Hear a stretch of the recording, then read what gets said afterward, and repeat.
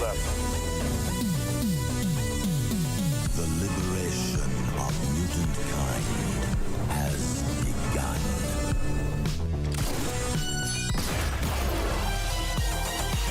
Welcome to the future. Voice is clown. Not clown, Joker. Avengers! Assemble. Nobody tampers with the equipment except Tony Stark. Good idea. United, the Avengers are strong. Hawkeye, hands off. Fool! Have you forgotten my invincible magnetic power? Not this time, Magneto. My mutant brain senses danger. Something unseen is slowly spreading its poison, edging tempers. Think carefully before you do this. You filthy criminals. 5, 4, 3, 2, 1. Episode 75. Isn't there like some kind of like, 75th anniversary? Like, isn't there? I mean, that's not According an to anniversary. Marvel, there is. Every 75, they're going to do something. Every like 25, 50, 75, 100. And Oh, you think we should, you think every year we should start over our numbers, but then when we get to certain numbers, like Legacy 75, like, you think we should start doing that? That would be funny. That's really good. Anyway, welcome to episode 75 of Two Fat Guys Pull List. We're talking about January 19th pulls on this fine Sunday at 8 o'clock Central Standard Time. Thank you all who are watching currently live. Make sure to say hello in the chat. We want to know you're here. Hit that like button. And then if you're watching this by the way, it's a really beefy week. The show, we're going to try to keep it under an hour and a half. We're going to try real hard. What up, Jaden?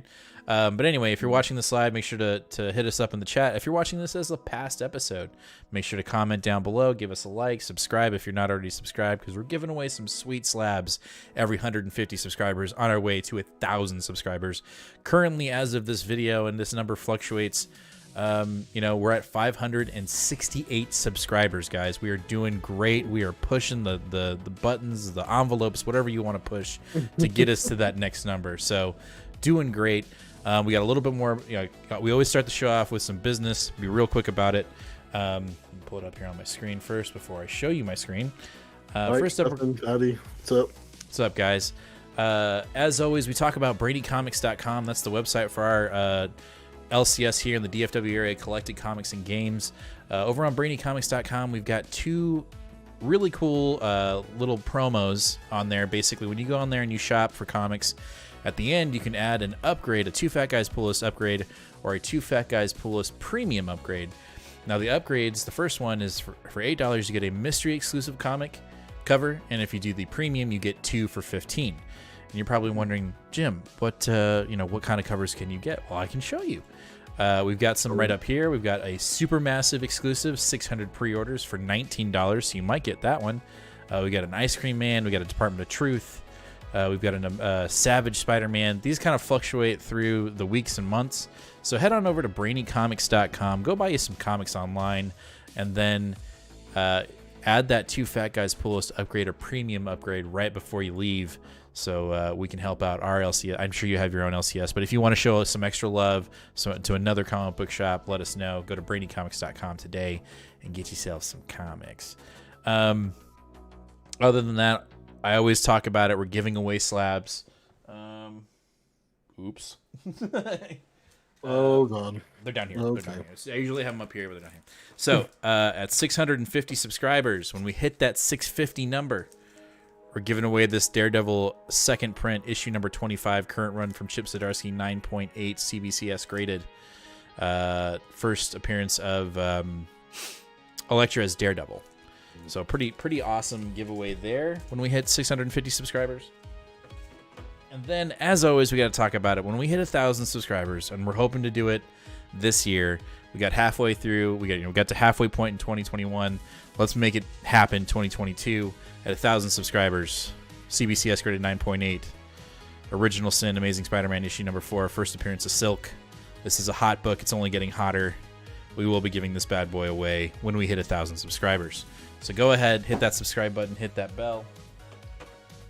You know what to do. All right, I should stop talking because we have a giant show tonight. I think it's 23 books, maybe 22. I'm not sure. The number has fluctuated. We got shorted some books, so thank goodness there, but not.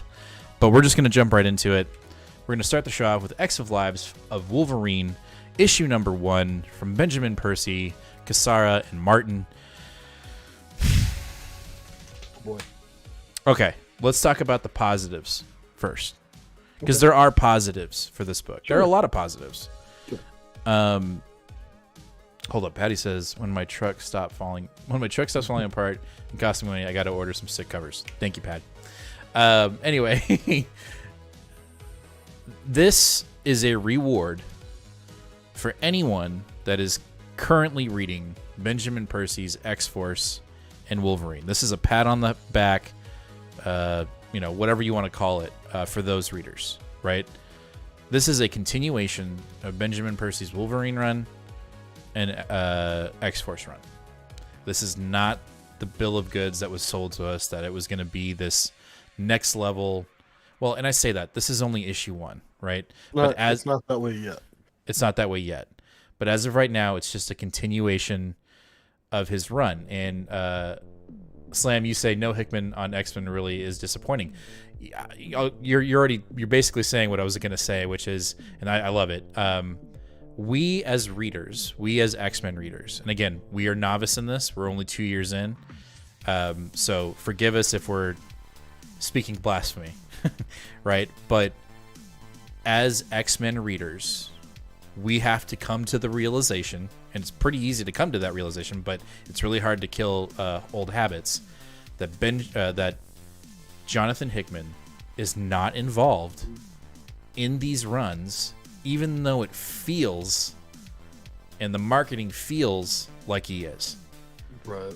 You know what I mean? And I think, I don't know, for me, it feels unfortunate. I think some people may like that. Okay, that's great.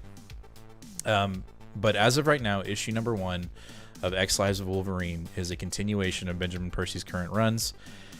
It's good, but it doesn't feel new to me. I think good feels like a generous word. I don't know that I would say. Trying to be nice. I don't know that I would say. See, I'm not trying to be nice. I don't think it's good. I think it's okay at best. It does some things well, and it does some things kind of weird. I think. So the whole issue is basically Wolverine going back in time to make sure Omega Red is not killing Charles Xavier on the day he was born. And throughout other things too. Yeah. Well, right. And so it's just, to me, it just feels awkward. Like, I don't know, it feels weird to me. The art, of course, is amazing because it's Joshua Cassara, and so the panels that he has of Wolverine's bones, because at this point he has his bone claws. Yeah. I guess he is beholden to his statute where he is in time. Within time, yes. That doesn't make any sense though, because that's not how time travel works in Marvel Universe. Right, but they're doing the Days of Future Past. I know, I'm not saying it doesn't make sense, but that it makes sense. I just don't think Benjamin Percy gets to just put aside pre-established rules just because that's the way he wants to do it. I don't know. Okay, fair. It feels, it felt a little clunky to me too. It kind of just felt like, you should understand more of what's going on here. Can we just talk about this panel really quick though? Like, I'm gonna have to put it this way just because I'm so. It's the one that they've used in the ads for it all. But I like it. Like, well, no, it's a great panel. It's a really cool looking panel. Like, I could take that. That should be the omnibus or the hardcover, even though it's not. That should be the hardcover. Yeah. Just saying.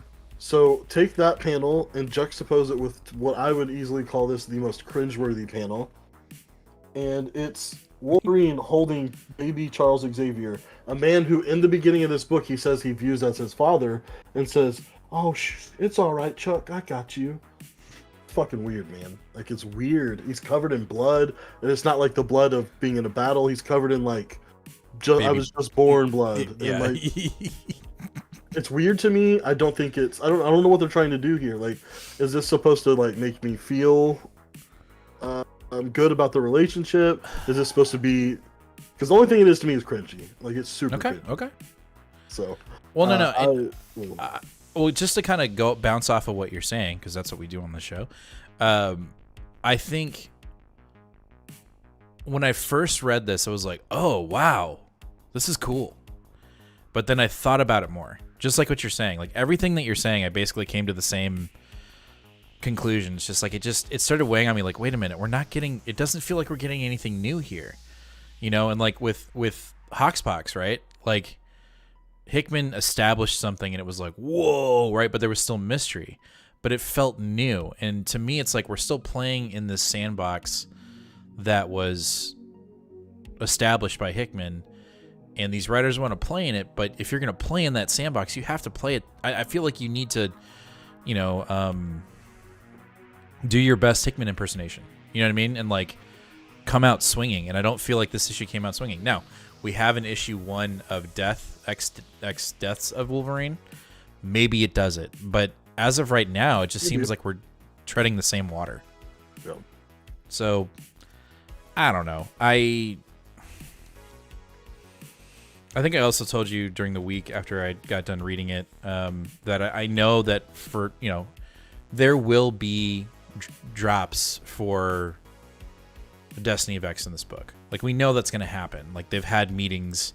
They're going to be there, but they're not this. You know, this book is supposed to be the filament between Reign of X and Destiny of X. There's a whole reason why they canceled or paused every single book besides X-Men. And are having this go on a 10 straight week release. This is supposed to be the thing that glues everything together.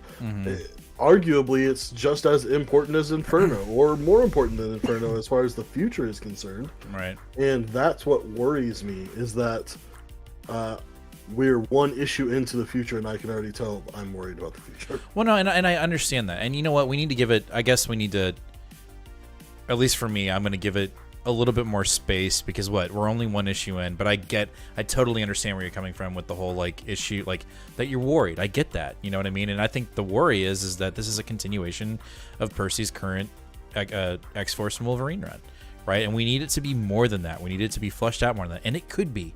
That's the only thing, you know, the one thing that we have to be open to if we're going to continue to read it is it may come, you know, but the problem is may doesn't help, you know, like that word is very dangerous, because, you know, like you said, each issue is $4.99, or the first two are $6. So it's just kind of like, you know, if we're gonna spend the money, like, hit it hard, and it may come, you know what I mean? We just have to, if we have the patience, you know, and that's a very fleeting thing right now. So I'd give it a solid C. That's what I'd give it right now. Yes. Let's get to the chat. 2.5 out of 5 is what I give it. Chat. We got lots of chat. Slam said DC versus Vampires is a hidden gem. Also, I think Taylor's strength in Elseworlds versus canon. Oh, his strength is in Elseworlds versus canon. I have not read his X-Men Red or Superboy run. I didn't even know he had a Superboy run. But we'll be talking more about that later on too. I think we've got 2 or 3 books. 3 from Tom Taylor books. Yeah. Heavy this week. Patty said, "Is this the same thing that's going to happen 10 times?" It's possible. Stefan, I think he is doing all 10 issues, Kasara. But I'm going to check for you, just in case, because I'm curious also. Also, Slam says his F4 run and Avengers run were amazing. They're slow burns, but man, it's fun writing from the start to finish. His Hoxpox had so much potential, and the future was so bright, that was depressing. We agree. We totally agree. I think a majority of the comic community, Slam, thinks that about Hickman. You do have a question for us. Did Jean Grey beating Nightmare in the issue of X-Men throw any of you off a bit? Where is the power scaling in normal Jean Grey versus God and Nightmare? You know, I don't even know Nightmare well enough to I mean, well, if we do a comparison, that one Marvel's run that I read where Strange was subdued by Nightmare, and he was taking out like cosmic beings by eating other people's dreams. Like there, I mean, that is a giant power scale right there. Also, Slam says, I think readers are worried because the same team has the same has the same team who were writing the X-Men and the Age of X before the relaunch with Hickman. Marvel dropped the ball. Hickman should have had his own book. We agree. Totally agree. It's just been, who knows? We'll never know the inner politics of that. And I think it was definitely a missed opportunity. I hate League with all of my heart and soul. I can't get it to pull up. I know it looks like Stefan. It looks like Kasara is only doing lives. It looks like a different artist. Artist on. Deaths. Oh boy. Well, we'll see what happens next week. Next week, the cover is Wolverine in a phalanx covered suit, so it better not be a red herring. I'm gonna be fucking pissed. The phalanx imagery is way too important. I don't think it's the red herring. Better not be. All right, let's talk about real quick. This is an honorable mention. We have honorable mentions kind of just sprinkled through our show, and this is Death of Doctor Strange and X-Men and Black Knight.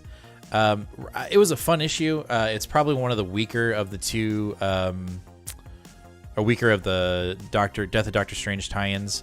That being said, the X-Men are actually the enemies in this book because they become possessed by demons because of the death of Doctor Strange. Yes, and the Black Knight, and I say the Black Knight, the daughter of the Black Knight, who is now apparently has the mantle of the Black Knight. I'm not sure if that's a ongoing thing going on in Spurrier's run. This cover is a lie. It is never a lie. Never a lie. No, well, yeah, right. Well, this one is because they don't fight together. The Black Knight has to fight the X-Men to get them back from being demon possessed, which is, it's pretty cool. But we end up finding out in this book, the big drop is that the daughter of Black Knight is indeed a mutant. So we have a new mutant. And I don't know if that's an established thing, but bada boom, bada bing, that's what we get here. So we will be seeing Black Knight probably more in the X-Men comics, which I can't complain about. I want to know more about that character. So there's your honorable mention. It was good. It was fun. I wouldn't say it was good. All right, Devil's Reign, X-Men from Gary Jerry and Phil Noto. This is my pick. Swinging early. This is our table reunion. Oh God, it was so good, man. This artwork is just Phil Noto is a freaking. Who didn't love this panel. So, essentially in this, it's a flashback, right? But we're also got present day stuff going on too. We've got the X-Men being evicted from their treehouse by the, what are they called? The Thunderbolts. That doesn't go well. The X-Men end up winning due to Emma Frost's cunningness, which is great. But then we go back in time and we see that she was once kind of a henchman for the Kingpin. And she calls herself the Good Witch, and then we've got the Bad Witch, which is Elektra. So when things can be done discreetly and with words and politically, Emma Frost comes in. If our subject is not, overly enthusiastic about bowing down to the Kingpin, Elektra comes in. And if you see Elektra, you're dead. And this is a cutthroat issue, right? Like, in one of the killing sprees with Elektra, a little girl sees her coming out of a window, and that's a no-no. That is a witness, and that little girl ends up being murdered by Elektra. Is that confirmed? Yeah, because at the end, Kingpin is going to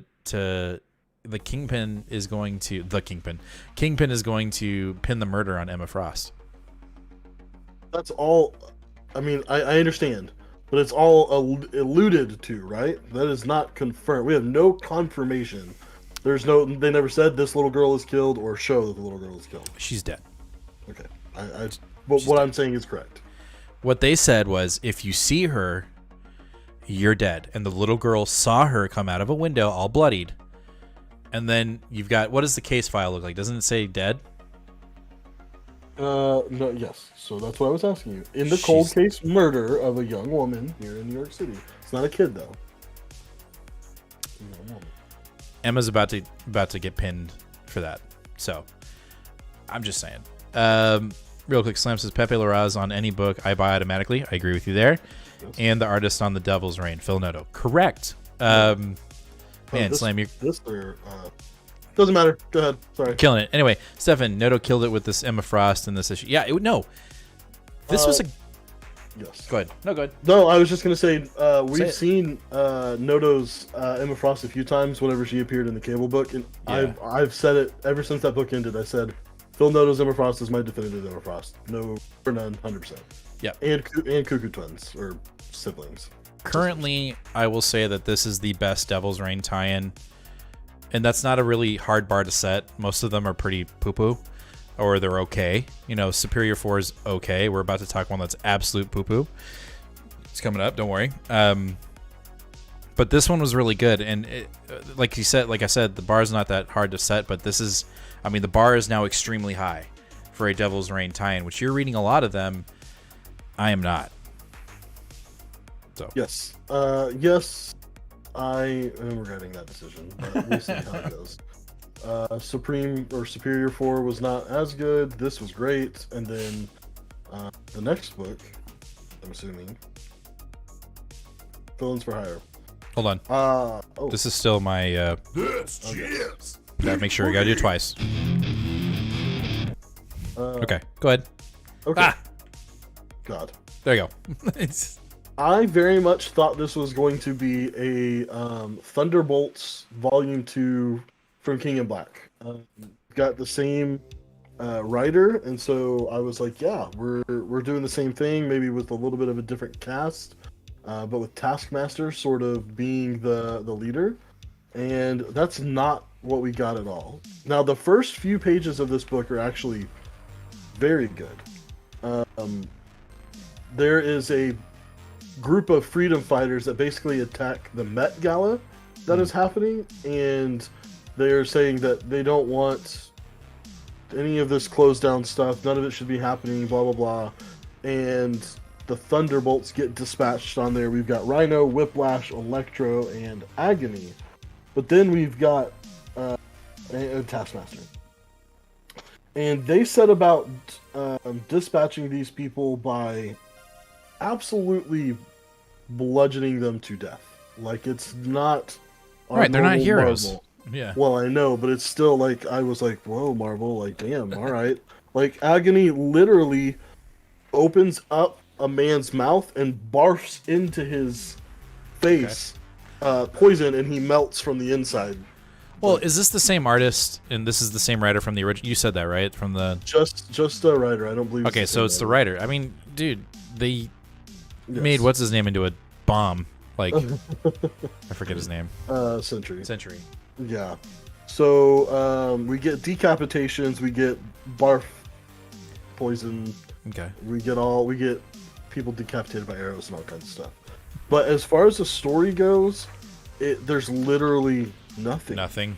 It is them showing up and defending, and then they go to their hideout, and then just sit there and argue with each other, and then start getting mad and start fighting, and that's pretty much it. But the conversations between everyone is just really awkward and really strange. I didn't find it particularly humorous. I don't know if I just was not in the right mood when I read this book, but like, I didn't think it was funny. I thought the extreme gore was cool, but like, this gave me no value whatsoever for the Devil's Reign story itself. If anything, it's Fisk endorsing people that are going out and publicly doing bad things that he's saying we don't want heroes to do. And I mean, he does say that, but like, it's so much more ridiculous than anything our heroes have ever done. But what I think is funny is if you read this first, this ends with U.S. Agent walking up saying reporting for duty, and then the very next issue you see him in X-Men walking up and trying to do something, but being just a total buffoon and not being able to do anything at all. This is the first time in probably 8 months that I actually pre-ordered all 3 of these issues. I will be kindly declining issues 2 and issue 3. I can't do it. Let's get to the chat. Big Blue says, hey guys, what's up? Stephen says, Spider-Woman had a decent battle with Kingpin in her last issue. Agony was the best part of this goofy book. Rhino looked kind of odd. It is a different writer. Rosenberg wrote the King in Black run. No wonder. That was so much... Okay. There you Matthew go. Rosenberg? I would assume.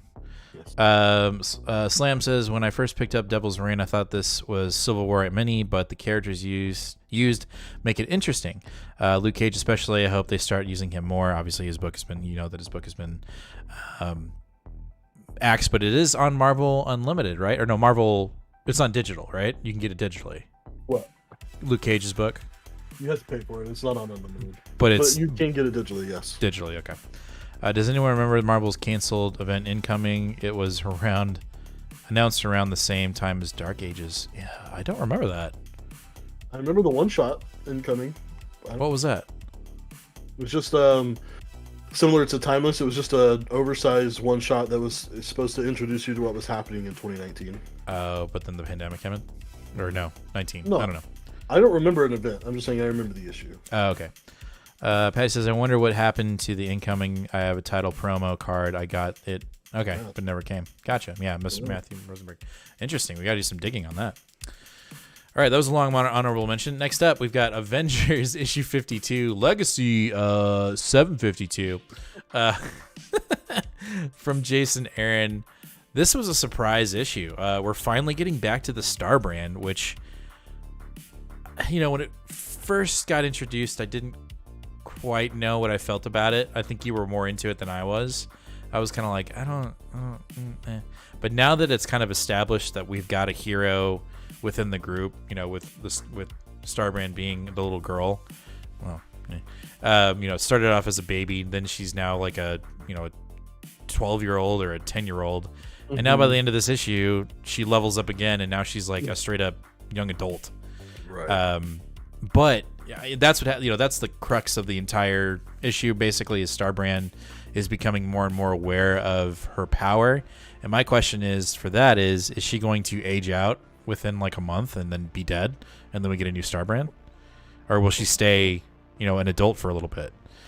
That's my one question. But this issue was great. We've got an emphasis on the Goblin, Ghost Rider, and Red Skull or Black Skull, whatever, which I thought was really cool. So we're focusing in on more of this multiverse Legion of Doom, which I'm really digging, and I'm glad that's happening. I'm glad we're not just kind of like, we're gonna throw these guys here and then we're gonna throw these guys here. Like, we're getting spaced out issues where we're focusing on two of them at a time, which I like. It's very un-Aaron-esque when it comes to his Avengers run.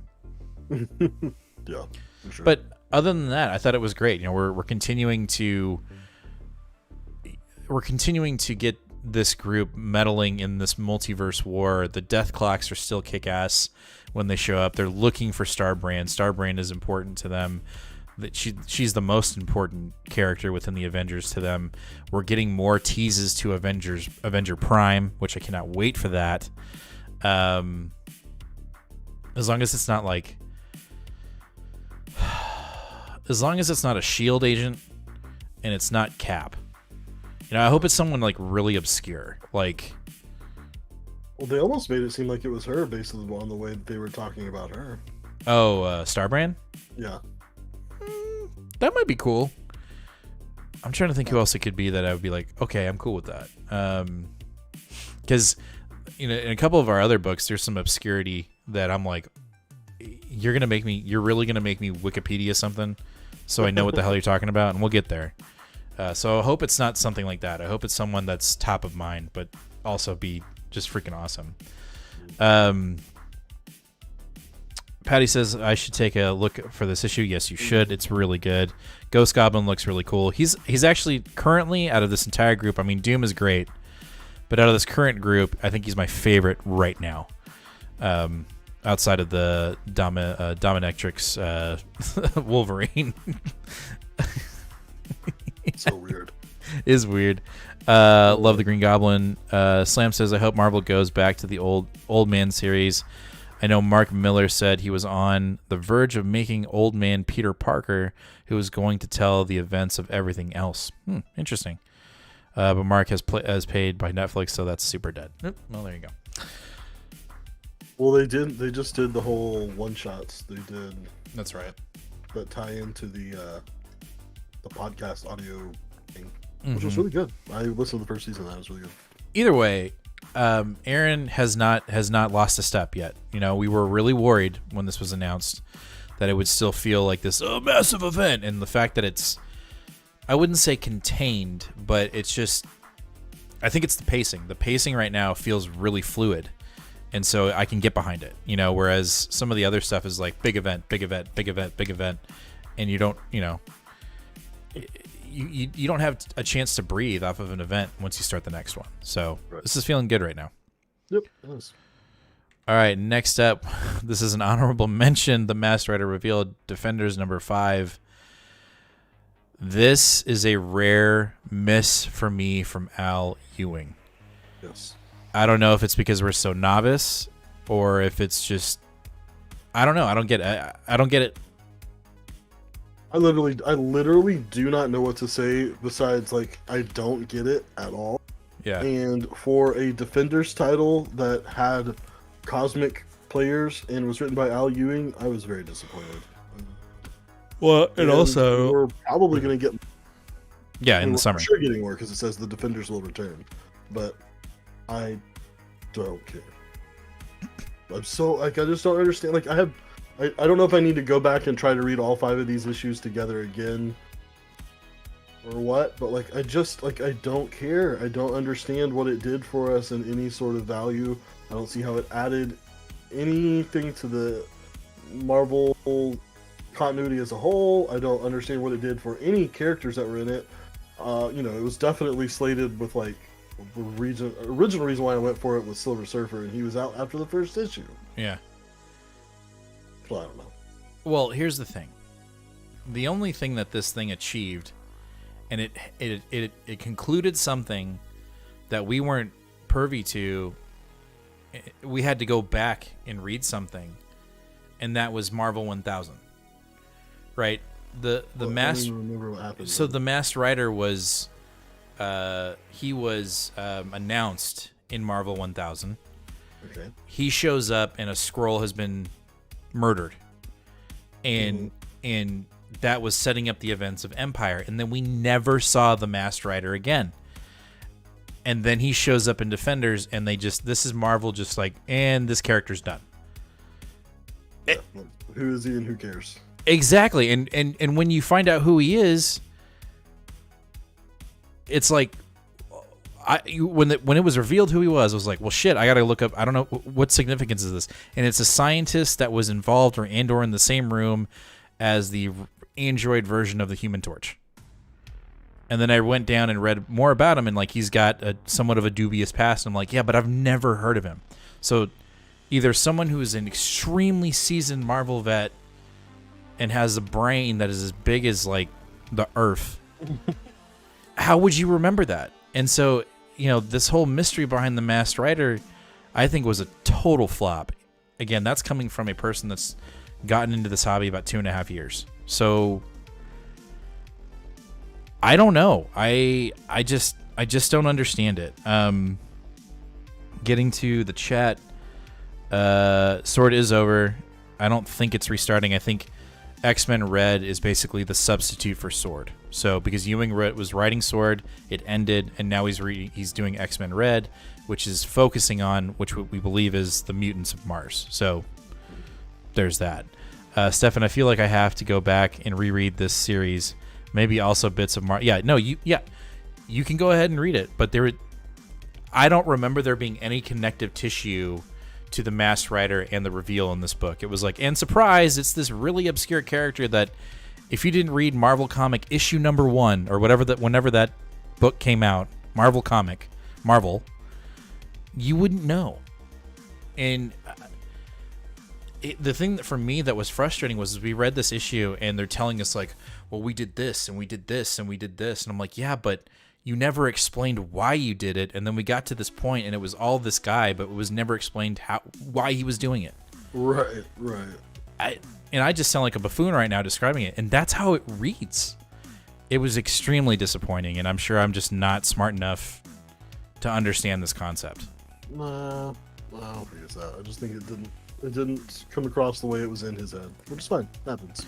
Anyway, Grayson says, I hope this. I dropped this after issue 2. I knew it wasn't going to slap like that. Still love Ewing though. I agree. No, and that being said, I thought the artwork was really fun. You know, it was kind of abstract. I dug that. It's just, I don't get it. All right, let's talk about Karen Gillan's Eternals issue number 9. I know you're extremely disappointed that like halfway through the issue the artwork changed, and I know I get it, and I get your frustration. I feel for you, but I'm gonna say something that's gonna upset you. I like Assad Ribic. I'm not even saying the artwork, the extra artwork that was here was better. I'm not saying that. You better not, because that would be ridiculous. No, I'm not saying that. But I did enjoy the artwork. I thought it was really good. No, I did not. No, well, yeah, just your expectations are too high. Essentially, Thanos is waging war and he's trying to get to this man on the cover, and I can't remember his name. Festos or Festos.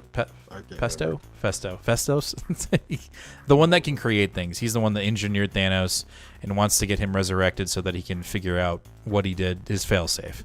That's the crux of the issue.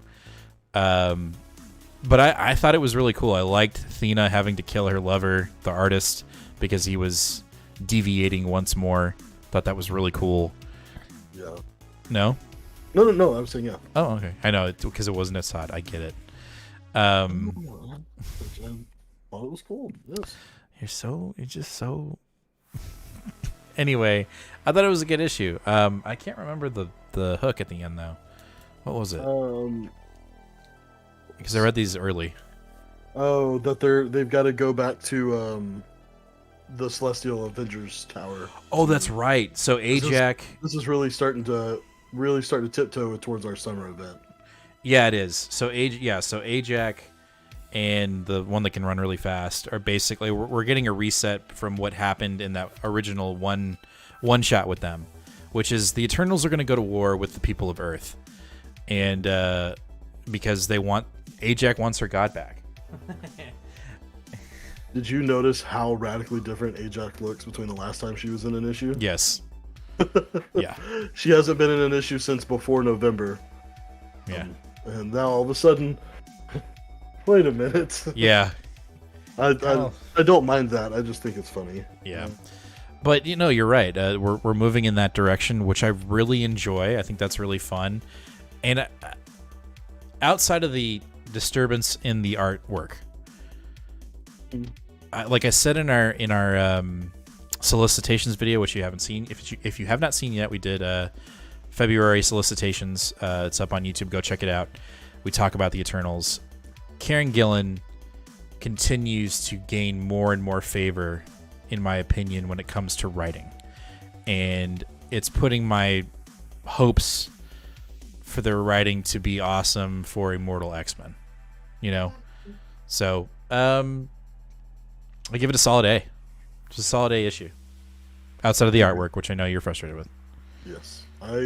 I'm giving that a pass right now, just even though I don't think it should. The one thing that made this kind of one of my favorite Eternals issues is it does what I love the most from Eternals, is that is the fact that the machine is the one that's doing the majority of the narration, and we get back to the almost melancholy, depressed nature of the machine, realizing dark humor as well. Yeah, exactly. And so we really got back to that, and I enjoyed that a lot.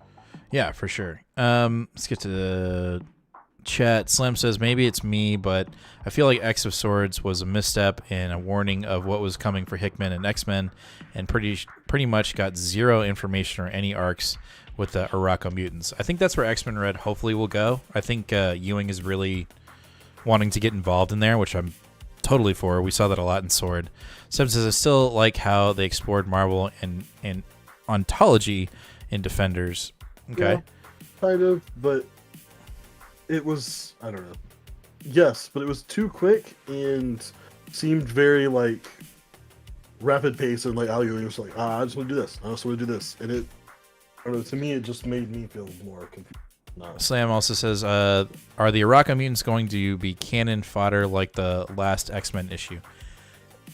Currently, yeah, it seems like that way, but I don't think so. I think X-Men Red, we're really gonna have some fun with them. Grayson, you say halfway through the book, the art changes. Artists need to do better. I understand that art is laborious tasks, but come on, you won't hear any arguments from us here, especially specifically from Nathan. Specifically because in the 9 months that this book has been going to, well, we're on issue 9, but this book has been going to print for a year now because Asad Ribic has had 2 break books in between tie-ins. But when those tie-ins have come out, there wasn't another Eternals book, so we've had breaks between them. Mm-hmm. So I just don't like. I understand, like, the dude. I mean, look at this cover. Like, the dude's art is phenomenal and super intricate, and I don't think he has anyone coloring him when he does this. Maybe he does. No, well, maybe Wilson's coloring him, but like at least as one of my favorite artists, I can't call him my number one favorite artist because of this. Now let me throw something at you. Yes. And I'm sure it's a stretch, but let's just throw this out here. And I'm sure you're gonna knock it out. That's fine, but I'm just trying to throw more give me out. A chance, all right? I'm just trying to throw it out there. Okay. Recently, Jorge Jimenez posted out on Twitter and on Instagram that he had come down with COVID, and so he was out for like a month. And no one knew, but the thing is he was already kind of on a break with Batman, but really he was working on Batman stuff during that break. But then he posted, "Hey, I had COVID. I was out for a month. It was really bad. Time to get back to work." And we're starting to see panels from him for the current X-Men Batman run, right? I know that it's a common occurrence. It was a common occurrence with artists not being able to keep up with the calendar before COVID, but can we maybe, what if maybe that happened here? I'm just saying it probably did, which is why I'm saying that, which is why I'm not going to knock the book's rating or my opinion of it overall. Right. Like, I'll be frustrated, but I'm not going to say, you know what, I'm picking this book up anymore because they can't stay on track. I'm not going to do that. No, but there are some books that we have said that, like, Justice League, but Justice League was like a double whammy. Like, well, but they Bendis weren't is even writing. trying to keep a consistent artist on the book. No, it was like 2 books next one, 1 book next one, 1 book next one. Yeah. All right. Anyway, it was a good run. Or not good run. It was a good book. Cannot wait for the next one. I think the next one is a tie-in, and then we'll get 10. But I am gradually, like, Gillan is starting to rise up more and more as a really good writer for our comics. All right, another honorable mention, and that's Sonny Cates' Hulk issue number 3. It was good, but it wasn't that hook that we were talking about in New Comic Book Day, right? Like, it wasn't that clarity moment. We just got more. We got more mystery and more like the fuck, which it was done well. I mean, it was a definite Donny Cates like, whoa, that's crazy. Essentially the banner that found our banner is the only human left on Earth because the rest of the world was gammatized or mutated via a gamma drop, and so everybody's Hulk on his planet except for him. Which was like, that's pretty cool. Like there was like a dude with a giant baby head Hulk, which I thought was kind of funny. So Otley kind of killed it. He didn't kind of kill it. He killed it there. The artwork is fantastic. But we just didn't get that drop, like it's just not here yet. And I'm sure issue 3 or 4 or 5 or even 6 will be the one that's like, oh, there it is, but right now we're treading very lightly and moving kind of at a snail's pace currently. We're moving very slowly. That is my biggest critique of this book, is that we are moving so damn slowly. The art is, but see, the thing is, to me, I would say that the story itself was a C+, B-, just because like we just got this much, but the art is so goddamn good that I'm just like, all right, whatever. Yeah. No, Otley's that to me, this is a really good pairing outside of like Donnie and Ryan Stegman. No, I guess Donnie's got a thing for Ryan's, and I'm all about it because Ryan Otley, his artwork is just so good, and I hope I know he's kind of like put little hints out there, like, well, I mean, how long should an artist be on an issue? And I'm like, forever, especially when it's you. Stop. So, yeah, you know. I also think that if there was anyone that was that could pick up the inspiration from Immortal Hulk, it was Ryan Otley. Ryan Otley, yeah. Look at this. Oh god, like, yeah. That's there was some gore, like even when the Wolverine projection phased out, he was getting like bleh, like he was getting fucked up. Yeah. Or when his head gets smashed in the dream. There's the Wolverine one for you. Yeah, it's brutal. Like, I'm surprised. I think it says rated T+. I think it needs to be a little bit higher. Like, mature. Slam says, not gonna lie, I have dreams of Hickman's X-Men that'll never be. Never mind that comics on the X line or what comics on the X line would you like to see and ones that you don't like? Space ones. Yes, anything cosmic. Yeah, we're waiting for more cosmic. And I think Ewing has done a really good job of like saying like, this is where we're going. We're heading to space, you know, and so I think we continue with that. And there's been a little bit in Gary Jerry's, you know, in the last issue, you know, we've got humans going to Mars, you know, that we're, you know, and even that galactic force that was sending the Bet satellite that was sending aliens to Earth. Like, we have instances of cosmicness happening in the X line. We just need more of it. So I think that's a really good answer. All right, next up we've got Moon Knight issue number 7. I heard a lot of complaints about the artwork in this issue. I thought it wasn't the same artist. I thought the artwork was great. I thought it was or not great. I just think it was different, but it was, if anything, it was more manga-esque, which I like. So I didn't have an issue with it. I think the artists did a phenomenal job of keeping their own style while trying to emulate Cassili? I think so, yeah. The original artist's actual style. I think they did a phenomenal job. So I would actually say that if the art was your problem, check yourself. Check yourself. I need to remember what happened. So basically, we're talking to a therapist. Capuccio is the normal artist. And you know, working that out, and basically trying to figure out who this new villain is and what's the angle, right? And then we end up finding out that he is right on Moon Knight's tail. It was an easy read, and I don't mean that in an insulting way. I think it flowed well, and I think that's another reason why I liked the book so much.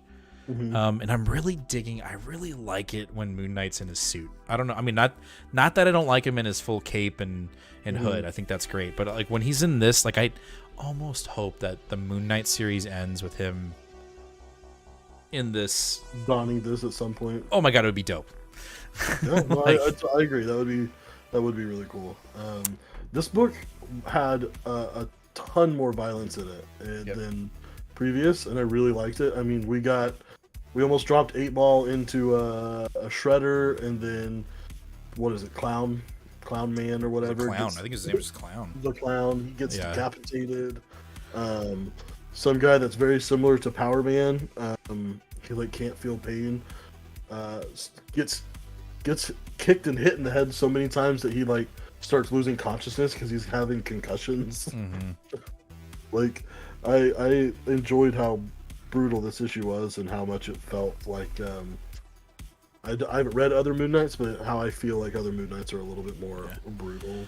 I just think this comic is a breath of fresh air when it comes to just weird darkness, right? Like I think I'm liking it, and I'm glad that it's here to set the tone for when the show comes out, right? Because I think some people are like, oh, I'll give Moon Knight a try. Like, hey, well, maybe you should read the comics, you know, just so you can, like, I would highly recommend reading the comics so that you're not like, this is the next Iron Man. Like, nope. Nope, not quite at all. Not even, like, this is like the Vampire Hunter Daredevil. Like, that's basically what this is. Mm-hmm. So it's a good run. Sam also says the X Office should have been Zeb Wells, Hickman, Ewing, Teeny, and Duggan for for what does that say? I'm sorry. Bloat. Oh, for regular comic readers. Okay. Yeah. No, I mean, Slam, you're hitting on all cylinders right now. All right, let's talk about She-Hulk issue number 1 from Rainbow. This was almost my pick of the week, and this wasn't a just amazing issue. It wasn't really anything like hardcore groundbreaking. It was just getting back to Jennifer Walters as a lawyer, getting her life back together, and still being a fucking badass as She-Hulk. You know, she establishes her own fight club because she needs violence. She chooses violence sometimes when she wakes up in the morning, and that's okay. You know, I thought that was great, which we're going to get more of that story arc later in like issue 4. Thank you. Maybe we'll get a Thing appearance. Awesome. But the biggest hook in here, and I didn't realize that I was a secret Jack of Hearts fan. Jack of Hearts is back. And I had to immediately, like, quite the opposite reaction to having to Wikipedia a character, because Ron at the shop is a diehard Jack of Hearts fan. And he was like, go read the mini. Do whatever you have to do. Mm-hmm. Just do it. And so when he drops in this book, I was like, okay. And so I did it, and I was like, damn, this dude's fucking. This guy's intense. He's got a goofy outfit, but he's intense. And I think the artwork in this book from Antonio, fire. Renzi doing the coloring, really good. I am genuinely 100% excited for this She-Hulk run. Because it doesn't, you know, I've read other ones where it's like, we're just going to focus on her being a lawyer and she'll be She-Hulk maybe like 5% of the time in the book. And I'm like, no, I want a mix of both. And I think we're going to get that in this book. I will not tarnish this review with my opinion because... No. Go ahead. No. We got to hear the other side. There's not another side. I just don't... Just be a Debbie Downer. Come on, Nate. I just don't really care about She-Hulk, so I don't think I'd give it a good review. I'm very interested in the Jack of Hearts line. I am interested in She-Hulk when, like, her role in Fantastic Four in those past couple issues was really fun. I just don't know that she has enough interest for me to carry an entire title. Okay. No, that's fair. That's fair. That's totally fair. We'll see. But her and Jack are going to be, I think, if we go off of covers alone, which is a dangerous thing to say, they're going to have some impact within the FF and the Reckoning War. So I think it's worth getting to at least issue 3, I think, or maybe even 4 for you. Back on the chat, Slim says, I enjoyed She-Hulk because the monster they had in X-Men made me not buy any issues. You mean in Avengers? Yeah, I mean that was a drastic. You know, she had to be the Hulk in that one. Anyway, sorry, I got a text from my dad. What was your favorite era of Marvel Comics? I feel like during and after Civil War was some of the good reads. So I mean, for me personally, I think you've dived a little deeper. You've read more since we've started. So you know, you'll probably have a much more classic answer compared to mine. But within the current hobby for us, for me, you know, when I did some of the reading back, and it's fairly new, but I think Jason Aaron's War of the Realms, in my current outside, because I can't say Hoxbox, that's too easy, you know, like that really jump started everything we were doing. But Jason Aaron's War of the Realms is where I kind of started. I was like, what is this? And you were like, you just go get it. Just buy all of it if you can find it and read it.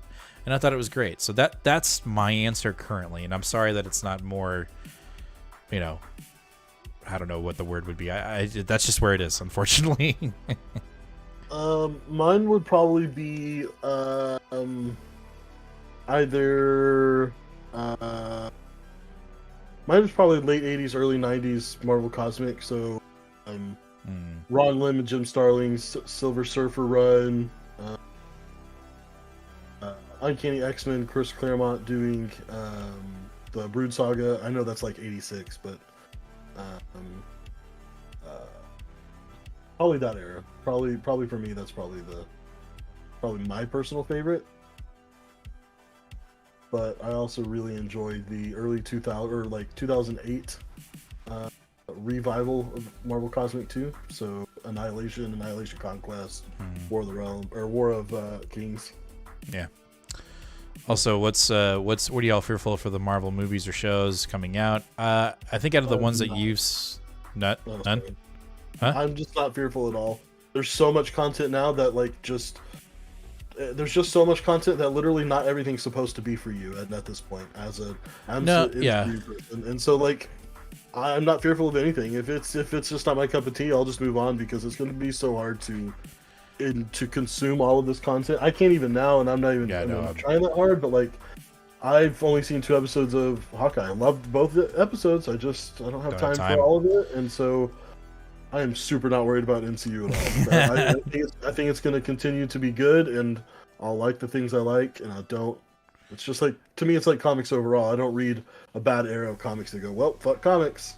Right. I don't think I'm gonna do the same thing with MCU either. I think for me, the only reason why She-Hulk has me worried is that I'm just worried that my expectation of the CGI is just like movie production, and it might be down here, right? Mm-hmm. That's about it. When it comes to storytelling, I'm in the same boat as you. Like, I'm either gonna love it or not. If I don't like it, I'll just move on. Like, there are some things that I'm not big on, so just is what it is. But anyways, She-Hulk issue number 1, thought it was great. Can't wait for issue 2. I'm really digging the Jack of Hearts. Like, I like that we have that we have this, something of significance. And I think it's going to be, later on, maybe Jack of Hearts is going to be Hickman's next big project. All right, let's talk about Silk issue number 1. This was another honorable mention. I dug the previous issue, Legacy 32. I digged the previous mini. This is going to be an ongoing. I dig the artwork. The artwork's the same. I think the writer's the same. Story is a little bit more. It feels a little more. What's the word? I wouldn't say generic, but easy to follow. James, Jonah is wants pictures of Silk. Get me pictures of Silk. Okay. I work for the newspaper. Click, click, click. That's what's gonna happen. But overall, I'm excited for it. I'm gonna keep picking it up until I'm not interested in the read. And I'm currently interested. We're dealing with a witch that's resurrected that sucks the life force out of young people. There you go. Is this the same writer as the previous mini? I think so. So I dug it. Tell me about Silver Surfer Reprint. Did you like it? I did. This was very, very close to my pick of the week. But it wasn't my pick of the week. I thought it would be. And I will tell you why it's not my pick of the week. Because this is essentially fan service. Now, as the person that this is appealing towards, I'm not upset by that at all in the slightest bit. Also, Mike says it is a different writer. Oops. I still liked it. So the story is very simple. It's essentially a Kree ship is stuck in a black hole. Looks like they're not going to make it. All of a sudden, their ship stops moving. Genesis Vell is there to help, but even he doesn't have enough strength. Silver Surfer shows up, saves the day. Those two are surfing the cosmos and chatting when all of a sudden it's not Genesis Vell, but it's his father, Mar-Vell. And Silver Surfer's very confused because they're fighting on a planet against the Skrulls, and they're like, "Wait, what the hell?" And then Mar-Vell's like, "I survived cancer." And Silver Surfer's like, "What timeline is going on here?" And then he gets blasted to pieces, and it's Thanos going, "Don't worry about it. I need you, Silver Surfer. I need your help." And literally every twist and every turn, I squealed like a little girl. Like when Mar-Vell showed up, I was like, "Oh my god, yeah!" And then when Thanos showed up, I was like, "Yeah, okay, great." Like it just, seeing Ron Lim even with a modern day colorist on his work. His Silver Surfer is the epitome of Silver Surfer. No one else should even ever try to do Silver Surfer. Only him. Not even Peach Momoko? Listen, on Action Interiors.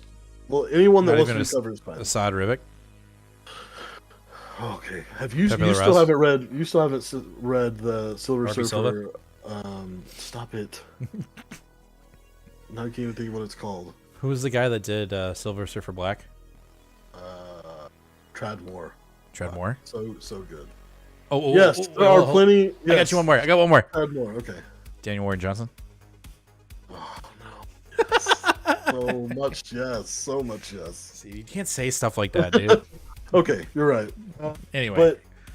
But to me, it was a really fun issue, super action-packed, but not a lot of plot. There wasn't a ton going on here. I loved that they did a really traditional 90s plug page, too, where it's like, it gives you the same spiel that they would put before every issue in the 90s. Right. And they give you a title to the issue and then your creative team. I love it. Tradmore has entered the chat. I loved Tradmore's Silver Surfer Black. I'm not talking shit at all. So I look forward to the rest of these issues. It's a 5-issue mini. This was made for me. This was like obviously fan service. I don't think it's really going to do anything but make people like me happy and make a few That's bucks. okay. That's what comics can be about too. Oh, of course. I'm super happy with it. It was literally it was my no. It was my pick of the week until I read another book, and then it wasn't my pick of the week. Okay. Very good. Right. Next up, we have Strange Did you read Academy. No, I just told you I bought. How am I going to read it? I don't know anything that's going on. I just bought it for the Peach. You literally don't need to. That's the entire point. Stop it. You got Strange Academy issue 15 from Scotty Young and Herberto Ramos. Yo, this is still a great book. It's been a great book. It's never been a bad book, and I think Disney needs to capitalize on this book so fast. You keep saying that. It's not going to happen. It's going to. I don't think it will. At this point, I think it's not going to happen. Coming in 2024, Strange Academy. Right. By Pixar. I honestly do think this is a weaker issue, though. That being said, not the strongest one, no. I think the worst issue that this series has had has been a B+. But so I still give this issue a B+. I just don't think it was the strongest issue. I think for me it moved really quickly. Mm-hmm. But the artwork was phenomenal. Mm-hmm. I like where we're going. I forget the name of the character that had the jacket, but he's basically a spy now for this Wishmaker, Calvin. Calvin, yeah. Or puppet guy. I don't know what his name is. But he's infiltrating the school. And then I really liked Dylan and Emily's. I ship them. I want them to be Doyle. Sorry, what did I say? Dylan. Doyle. I love it. I like it, and it's got anime vibes. It's got manga vibes, and I'm digging it. I'm digging this run. I can't really. I think we gave most of what's going on here in this book, and I don't want to spoil too much of it. I think if you're not reading Strange Academy, I say every fucking time it comes up, go read it, get it collected. If you want to really go hunt for the first 14 issues, all cover A's first prints, good luck. But it's good. And then I think also this issue is it's moving up, it's trending high because of the cover. Apparently this is the first cover appearance of this character. Oh, really? Yeah, so everyone's like, oh my god. So the series does that. It gets the best of them on the speculators. Right, speculators. All right, let's talk about Star Wars High Republic issue number 13. Oh, shit went down. It went down. Give me the abridged. So hard. So, one thing that I really should have realized earlier, but that I didn't, is that Kevin Scott, this is probably, most people will probably see this as a bad thing. But Kevin Scott, when it comes to the timeline of this book, said, I don't give a fuck about the timeline between my issues. I only care about the timeline of where we're at in the High Republic when my issue comes out. Because there's some shit that happens between last issue and this issue, and between the other issues. That's why I was getting confused. Okay. Because I wasn't quite up to date. Just so you understand, so in this issue, Avar is like, we fucking everyone up. You're dying. Like, bitches are dying. We're not being nice. We're going down. So you see in the comic how the two guys that are joined mentally get turned to stone. Yeah. That is a reason for her to get super pissy. But like, there's so much more going on for her to get super pissy outside of the comics. One is they had Lorna D trapped in one of their prison ships and didn't know it. And she managed to not only infiltrate it, but escape and saved a bunch. Hold on just a second. Yeah. Let me hit chat really quick. Slam says, I think Silk and Black Cat are being pushed right now because of Sony has been floating a Black Cat Silver Slab movie and Silk movie. Yep. Depending on what happens with Spider-Man. It's only going up.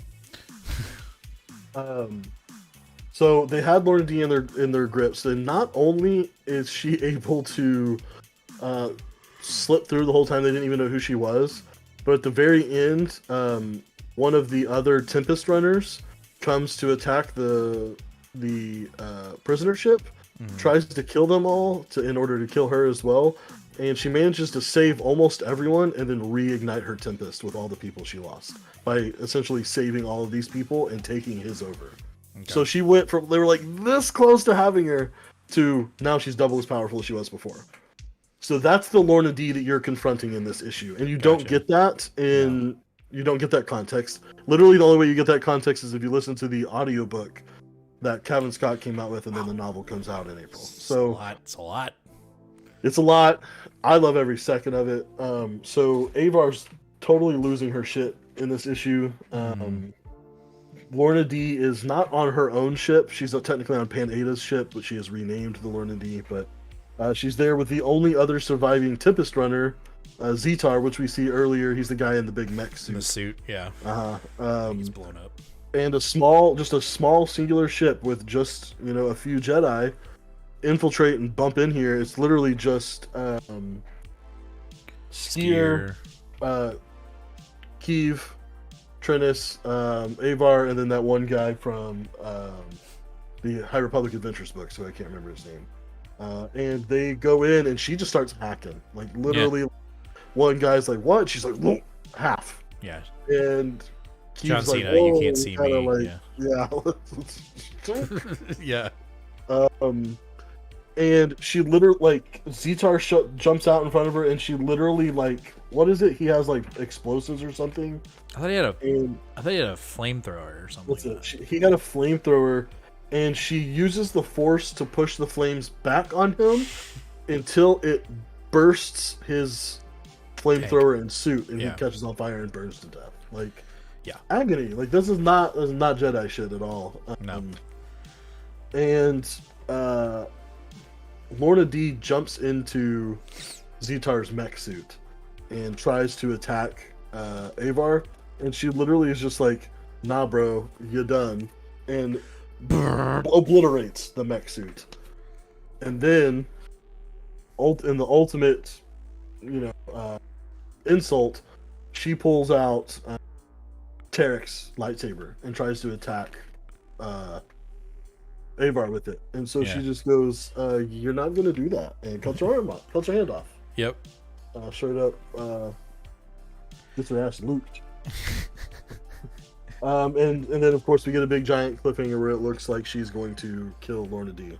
Now, I don't think that's going to happen.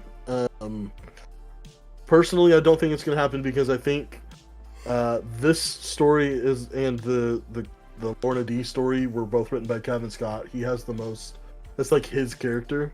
I don't think he's going to write her off like that. I think she still has a redemptive arc left in her, where she sacrifices herself at the very end or something like that. But no.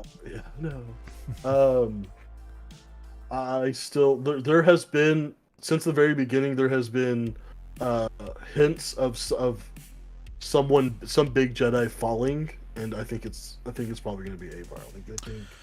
I think this is the beginning of her downfall. My commentary on this book is I thought the artwork was amazing. I mean, because I can't follow. You know what I mean? I enjoyed the book. I thought it was great. Action was amazing, and I thought the artwork was. I don't know if it's the same artist from previous issues. If it's not, it was good. I thought it was really good. I don't remember if it is either. Actually, to tell you the truth, it doesn't feel like it was. It might be, but it didn't feel like it. I don't like not knowing. So let's see. Mario and Anito. It is not. Okay, there you go. I think this was our original artist from like issue 1. Issue 1. Okay. It is. Yes. Batman. The Knight. Issue 1 of 10. Chip Zdarsky. Mm-hmm.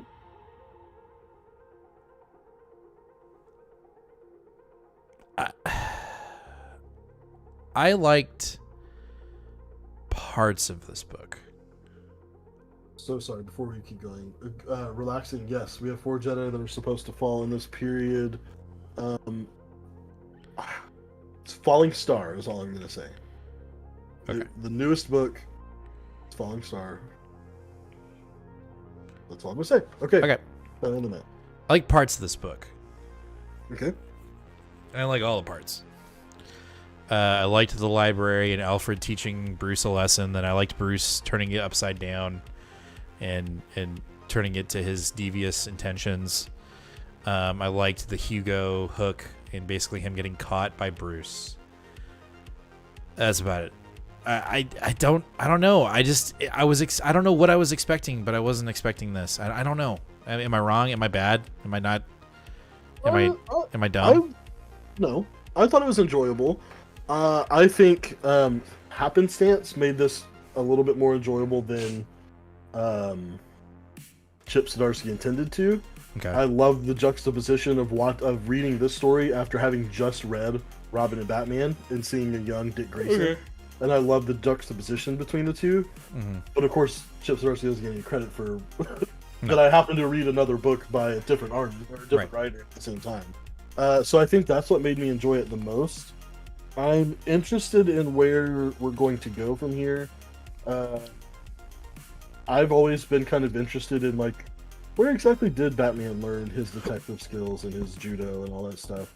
I have not read I'm sure that there are plenty of comics that cover that, maybe like a Year Zero or something. Well, and that seems to be the common criticism of the book. Just like Grayson said, it's like I skipped this book because I'm overseeing origins and flashbacks of Batman. Maybe I'm tripping. I don't think you're tripping. I don't think you are either. I think this book is 100% made for readers like us who are just now jumping into DC. We've been doing it for about a year and a half now, and I think seasoned readers and seasoned reviewers are like, I'm good. I get that. I think we were starstruck, so to speak. Like we saw Zdarsky and we were both like, yeah, okay. Yeah, like, no brainer. And even I was like, I'm not going to. And then when it showed up in my list, I had already pre-ordered it. So some part of me and some past me was like, yes. Yeah. So I will pick up the next issue to see where we're going. But I think if I don't feel strongly enough, I'll just pause and then pick it up in the collected edition. I'm in the same boat. I've committed to issue 2, but I think if issue 2 doesn't really like swing that hammer, I think I'll wait too. Yeah.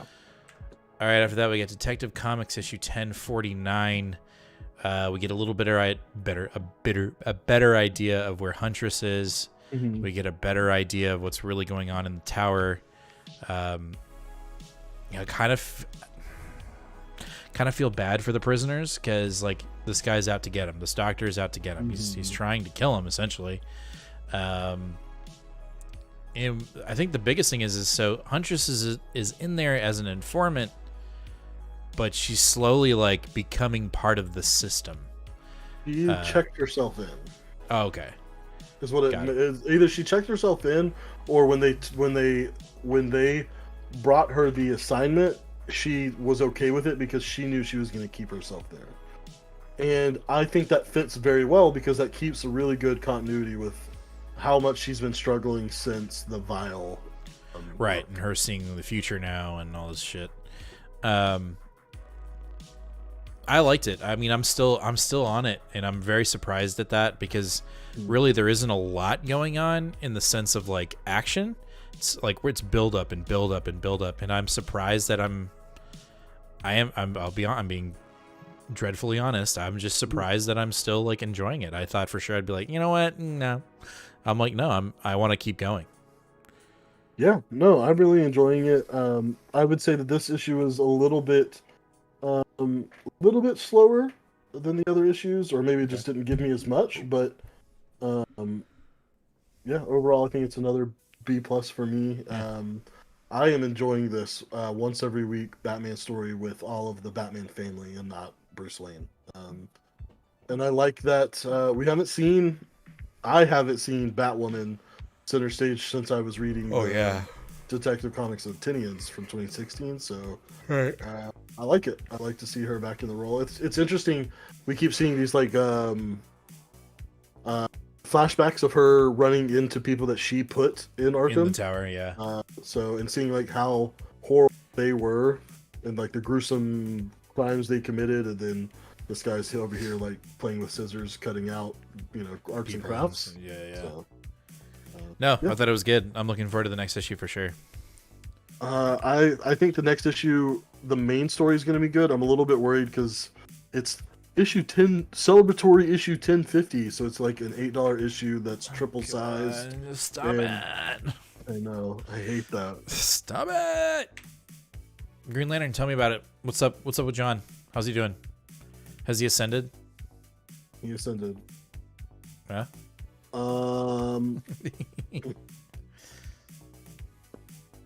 I Uh-oh. meant to do a Google search to try my best and get someone to explain to me what the fuck is going on, because I still don't understand. I don't know if I'm dense or if there's like a clear thing going on here, but basically we still continue the John is being endued by some cosmic power. The issue starts with a future version of himself. He looks older. He's got he's got long dreadlocks and a big, huge helmet, and they almost look like Kree, but they're like lantern militaries. Yeah, it's like some kind of what? That's like a completely different brand. There, you can't say Kree. That's Marvel. I can still say they look like Kree. Nope. Gives you a visual of reference. Yeah. I'm sorry. I'm sorry. And then all of a sudden he gets jerked out of this mind frame and he's still in space again, fighting that guy that's the god. And like, there's two different beings that are trying to fight him. One's trying to stop him from taking the power. One's trying to make him take the power. And in the end, he takes the power. And he says, I see everything. And he's like all green and glowy. And we're like, ah. And then it jumps back into our Ola and Joe story, where it turns out that one of the Guardians has been the evil guy the whole time, and he's got this weird vagina bulb on his head. What are you talking about? I'm showing you. Are you sure you're not talking about this book? Because it really sounds like you're talking about this book. No, he's got a vagina bulb on his head, and he's like, I'm the master, and you're thieves and slaves, and your time is done. And then the planet's like, ah! And we're like, yo, what the fuck's going on? And then when all seems like it's lost, oh, here's the Guardians, they're back. She's like, I knew you were going to do this, bad dude, and I created another ring and I gave it to Joe, and she's a badass, and we were hiding in a pocket dimension, and now we're here to kill you. We're not really dead, so look out, and we're gonna kill you, jerk, and I knew you were gonna do this, and now everyone's got their powers again, and we're all fighting, and oh my god, he's too powerful. What are we gonna do? Oh no, look, he's big and screamy and green. Ah! And then Hal Jordan shows up with the Justice League. He's like, hey, and they're gonna die. He said, "You forgot somebody when you were doing roll call," and he shows up, and I was like, "Damn, that's a bad line." And, but it's like my favorite of the current Justice League run members though. You got Martian Manhunter, you got Naomi, we've got Barry Allen, and then you've got Hippolyta. So yeah, I was excited about that. I've said this from the beginning. We know that this long John arc is over in issue 12. So I'm holding on. I'm gonna do it. I have lost my mind. There's literally John Thorne has given me no reason to be continuing to support him and buy his books, other than the fact that he keeps using my two favorite Green Lanterns, and I feel like I have to. Listen. The first step to knowing that you have a problem is admitting you have a problem. Is admitting you have a problem. So that's good. I have a problem. There's no reason why I should still be buying this book. If anyone is still buying Green Lantern, please tell me why and that I'm not crazy. I'm proud of you. Let's talk about Nightwing, Tom Taylor, issue 88. I genuinely liked the issue. I loved seeing the Titans show up and have Dick's back. I thought that was great. I loved the dual setup of making sure that he dies / stays safe.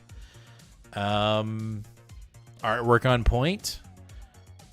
Didn't feel... I mean, I guess the assassination of your top character is probably a pretty big deal.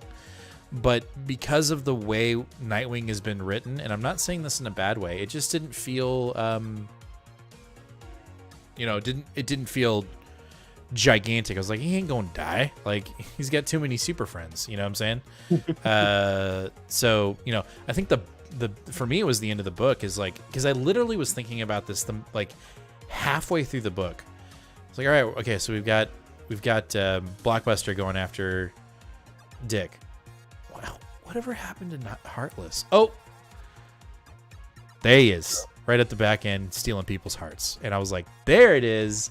There's that Tom Taylor goodness. I thought it was great, and I loved seeing Wonder Girl and Starfire being like, "You ain't touching my man," and then Babs is there too. Like, I just think Taylor he's got all the strings right now, and he's just puppeteering really well in Nightwing. I think he's on fire right now. Yeah, I'm interested though. So we got Heartless. He showed up. I thought that was great. It was pretty quick. Yeah. I don't know that we're gonna get much more Heartless because after this we have like a 2-issue arc with John. Right. And then after that, I believe we have the 2-issue, maybe it's just 1 issue, with Flash crossover with Flash. Oh, I'm sorry. One more thing. That Flash interaction. And him choosing which way to sit, whether him holding him or being piggyback. Fucking funny. The humor in this book, and then the very, very small but manga / Teen Titan little drop. I fucking love that. I mean, give me more. I want a whole issue like that. So Bruno Redondo, I follow him on Twitter too, and he's a hoot. He's really funny and he posts a ton. So yeah. You're looking for a good Twitter follow, the artist here. Nice. It was a good issue. I'm pleased. Love the new suit and what it can do. Yep. He said, what does he say? He says, cradle or piggyback? Dick says, I mean, neither are not that dignified. I'm going to need you to choose one. And then when he shows up, Terrific's like, I see you picked piggyback. Yes. Yeah, he says, I chose piggyback, did we? That's definitely the preferred option. I really like the whole demeanor here. Especially because I read at least the last 5 issues of Nightwing before Tom Taylor took over, because they tie into Joker War. Yeah. And while I don't know, if maybe they were always dark, or maybe they were just dark because they were tying into Joker War, but it was very like dark and morbid and just like down. And so right. I like that we have a Bat family book that's not just bogged down in the grind. Right. Dig it. All right, another Tom Taylor book, Superman, Son of Kal-El. There was a no shit moment in this book when one of the G Island, I don't know how you say the nation, Gamora, I don't know. I think it's Gamora, just like the Marvel. Okay, Gamora, when he gets paralyzed by remote control and gets slapped like a fucking fish. That was cool. I do agree with Robbie over on Pop Culture Philosopher. Am I saying that right? I can't. Yeah, Pop Culture Philosophers. He basically is like, I think Superman's boyfriend is a villain, and I'm like, I kind of get that vibe too. Yep. So I do after this issue, yeah. Yeah. So a little bit of romantic manipulation, if you will, which is pretty interesting. So it was better than issue 6. I'll say that. I thought it definitely had some more pacing and movement than issue 6. But I'm just ready. I'm probably gonna get in trouble for saying this, but I'm kind of ready to move on from this Gamora arc. I'm ready to I didn't have a problem with the Gamora arc or with all of that. I liked this issue significantly better than issue 6. I think we just now we have some direction. You know what I also really liked? I liked the addition of I don't know his name, but the Aqua Lad or the Aqua Lad. Yeah. I really liked his addition. It just made sense for him to be there, and so he actually put him there. Well, I know, but there's tons of times where you just don't. You're like, oh, I'm not writing his book. I don't think about it. So yeah, no. Well, I think this is just more. This is more proof that Tom Taylor will be writing a Justice League book in the near future. It won't be in the near future because it's literally. Well, when I say near future, it's a relative, like this summer. It's not going to be well. First of all, the book doesn't even come out till April. The Death of the Justice League. Yeah, summer. And it's not coming out for months after that. When does your summer start? I'm talking about summer in Australia. That's right now.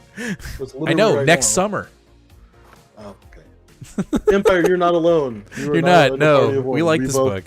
We love Superman, Son of Kal-El. No, we're digging it. He's going to be the leader of the new version of what used to be the Justice League, but it's now called the Legion of Superheroes. Right, coming in summer of the modern time, not of the year 3000. Summer 2023 of Australia. Yep. All right. But who else would be the perfect person to lead the modern version of the League of Superheroes, except for a kid that went there in the future and is now in the past? Right. Yeah. No, you're totally. You're on it. Rush, issue number 3. Yeah. That's Nate's pick of the week. Also, shitty cover. You always put the shitty covers up. Here's the correct cover. That's a good cover. It's shitty and it sucks. It's terrible. Literally, these. I don't have a dog. I don't have a dog in this fight, and I think that cover's great. It's creepy. It's gross. It makes me feel icky. This is so much creepier and gross and icky. No. Listen, I'm not saying the cover that you have isn't good. I'm not even saying it's the better. Yeah, it is the better cover. But this cover's not gross. Okay.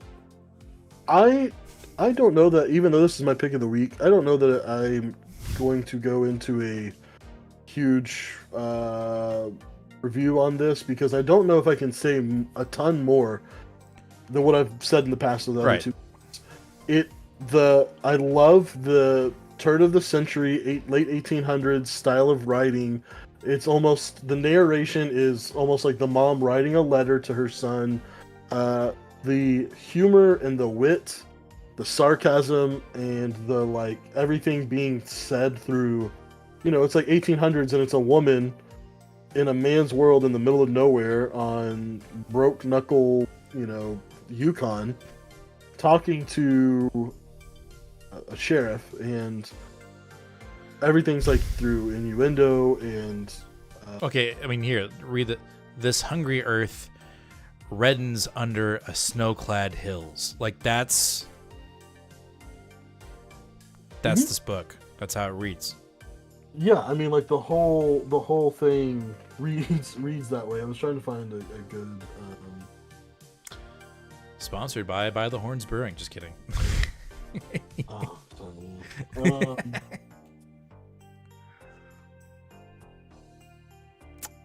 Also, Empire says, I'm simp for Tim Taylor. He writes Justice League. I'm getting it. We actually made that prediction. No, we didn't make that.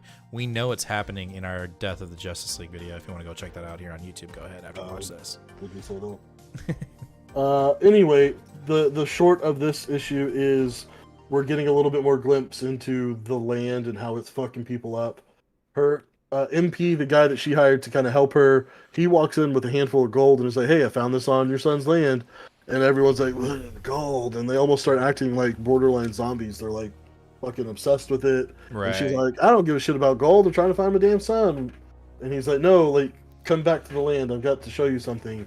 And they have to like sneak her out because the men start getting mad and throwing shit at her because they're like, what the fuck you mean you don't care about the gold? And so they throw the gold pieces on the ground and they like all fight over them. And they get put in contact with a Native American who the sheriff basically says, hey, go with her back to her land, make sure no one bothers them. They go there, and MP finds that the land has been salted, and looks like this was a way to make it look like there was a gold mine there, but it really wasn't, and that it may have been a trick.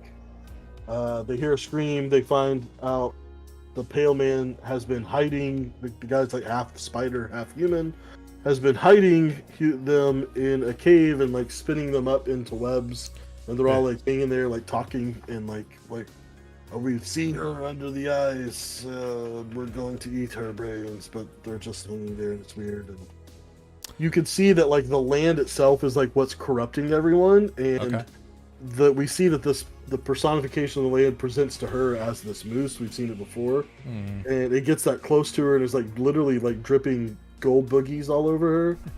And she's like, bro, like, fuck you, I don't want your gold, I want my goddamn son. That's cool. And then he screams in her face and she doesn't back down, and then it just walks away. So you can see like she's really like immune to the influence of this land and is you know, standing up to this. But the story's good, like the story is good, but just the writing and the dialogue, it's like, it's insanely rich. It's really dense but entertaining. Chunky. Sure, but it's filling. Like it's I don't know, chunky. Like it's rich.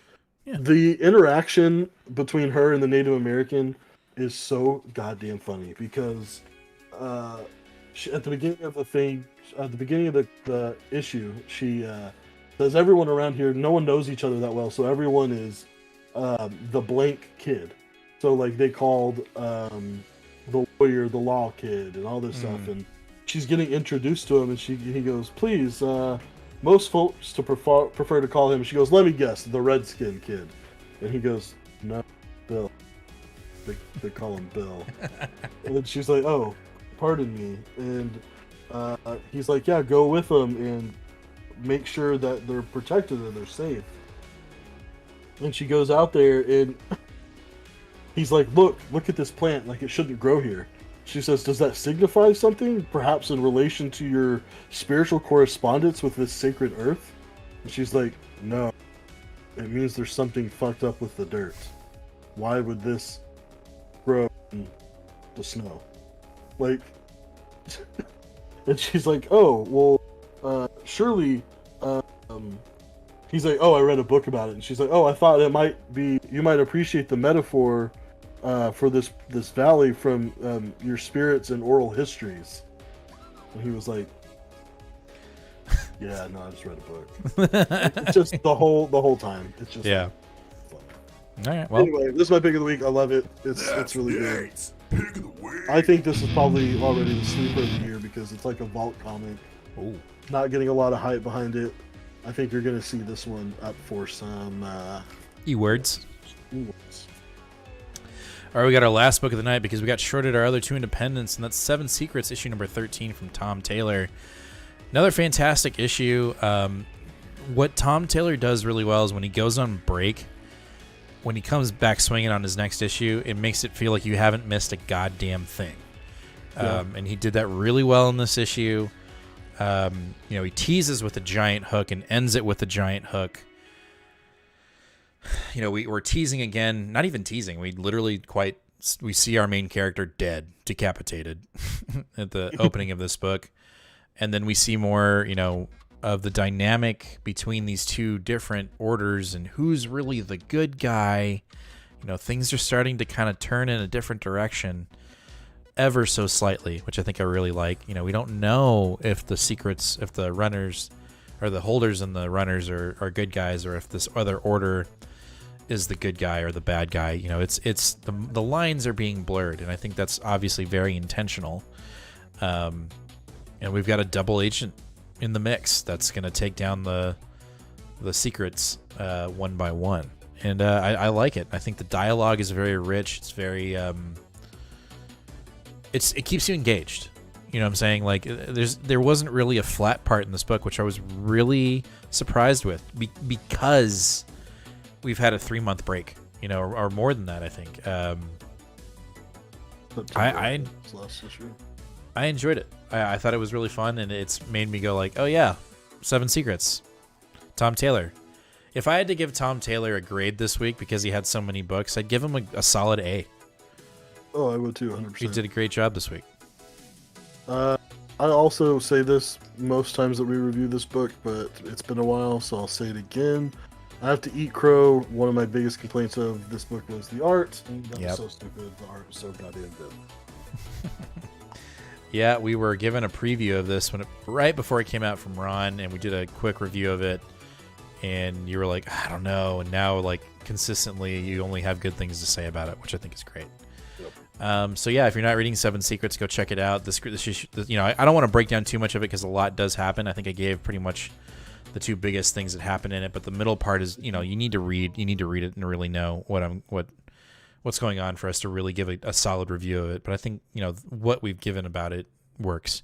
Stefan says, I'm hoping Tiny Onion will have the same effect when Nice House on the Lake returns. I'm really missing that title. Same with Noctera. I agreed. Noctera, 100%. I mean, both of them, but Noctera for me has been. Oh, yeah. So, what I'm really missing. That is going to be it for our show. We did have 2 other titles, but we were shorted, and we just really didn't, quite frankly, have enough time. This week was pretty damn busy. But join us again this Wednesday for a new comic book day for the week of January, let's say 26th. Did I get it? Huh? Yes, well, 23rd, 24th, 25th, 26th. I did it. Where we'll be talking about next week's polls, which we have a decent amount too. I think we have about 15 to maybe 16 books. So it'll be a good time. There's some pretty big hitters coming down the lane on that one. Thank you everybody in chat that was here live to watch us live. If you are not subscribed, hit that subscribe button, hit that bell, give us a like. And if you're watching this as a later episode or as a past episode, do those same things. We would greatly appreciate it. We love every single one of y'all that come here and watch us, whether it's good comments, bad comics, critiques. We love it all. We need it all. We love the engagement, and we couldn't be doing this without y'all. So thanks again for watching, and we'll see you guys on Wednesday. And be on the lookout for some more videos that aren't necessarily new comic book day videos. We do have another solicitation video coming up, and we're going to talk about Spider-Man because we got some thoughts on the new Spider-Man run that's coming out. So we'll see you guys in the next one. And as always, let me find my button. Read more comics. Talk to you later, fam.